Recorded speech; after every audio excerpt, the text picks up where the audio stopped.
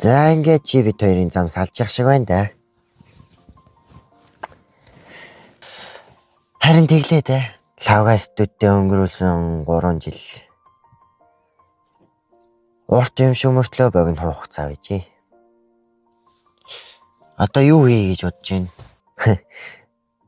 Энэ бүх туулсан зам ингээл салж чинь гэхээр хачаалтай л. Чи тэгээд лавга студид орхио явах гэж байгаа юм уу? Чи вэ штт. Оолн ихт орсомж бүтээсэн юмс. Харин би чамд нэг зүйл анхааруулаад хэлчихээд миний гаргасан алдааг дахиж битгий гаргаарай. Чамд амжилт хүсье. Гэтэ дахиад хизээ нэгэн цагт уулзах байлгүй дээ те. Ч магадгүй. Гэтэ хизээ гэдгийг сайн хэлж мэдэхгүй байна л да. Ямар ч тач тэр хүртэл чамд амжилт хүсье. Намааг эргээд ирэхэд